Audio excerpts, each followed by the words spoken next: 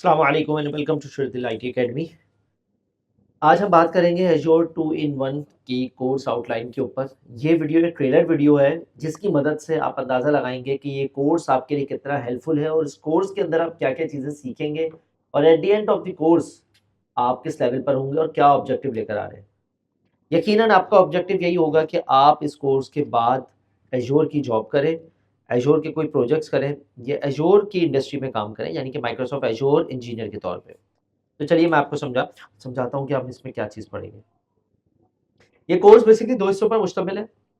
एक हिस्सा 104 का आता है, एज़्योर 104 जिसको एज़्योर एडमिनिस्ट्रेटर आप कहते हैं। दूसरा हिस्सा जो आता है वो आता है एज़्योर 500 का, जिसको आप एज़्योर सिक्योरिटी कहते हैं।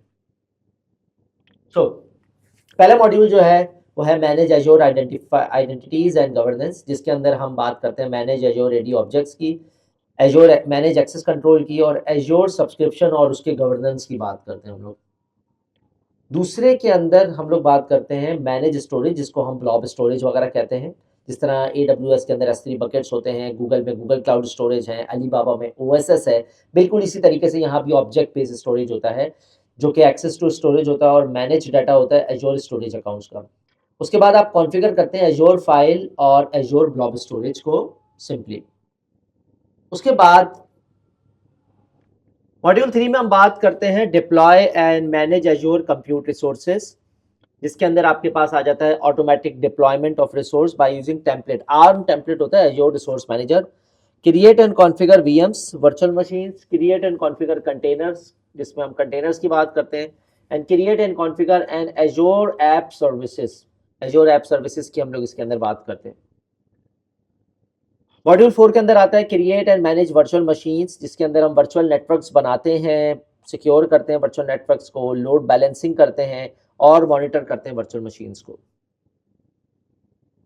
उसके बाद हम बात करते हैं manage and maintain Azure resources, जिसके अंदर हम एज़्योर मॉनिटर की बात करते हैं। मॉनिटरिंग कैसे होगी, जैसे AWS में क्लाउड वॉच होता है, इस तरह यहाँ पे मॉनिटरिंग सर्विसेज होती हैं और बैकअप और रिकवरीज किस तरह मैनेज करते हैं आप।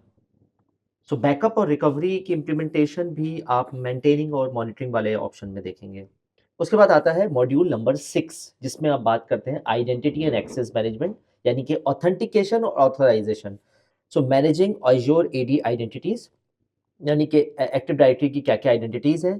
कॉन्फ़िगरिंग करना है secure access by using Azure AD, यानी कि एज़्योर की एक्टिव डायरेक्टरी को सिक्योर कैसे करना है और उसको एक्सेस कैसे करना है सिक्योरली।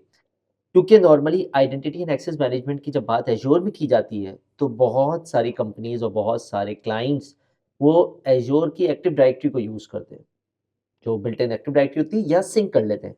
तो ज़ाहिर है आपको एक्टिव डायरेक्टरी के बारे में भी पता होना चाहिए अब।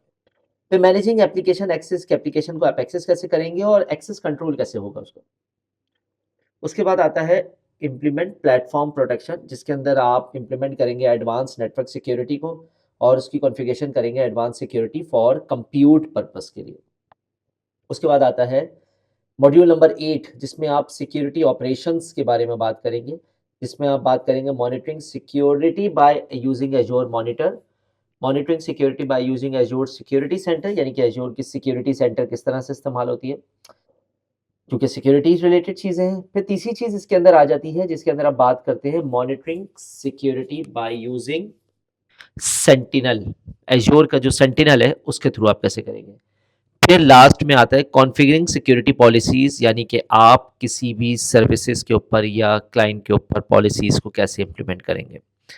मॉड्यूल नंबर 9 आता है सिक्योरिटी फॉर स्टोरेज, जिसमें आप बात करेंगे कि security bye using Azure monitor आप कैसे लगाएंगे, कॉन्फ़िगर कैसे करेंगे सिक्योरिटी को डेटाबेसेस के लिए और कॉन्फ़िगर कैसे करेंगे और मैनेज कैसे करेंगे की वॉल्ट्स को अपने।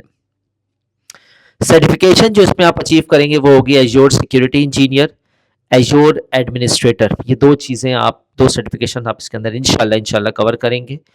और अगर आपको उसकी लैब्स करनी हो तो हमारी तरफ से लैब अकाउंट भी आपको इसके अंदर मिलेगा। Thank you.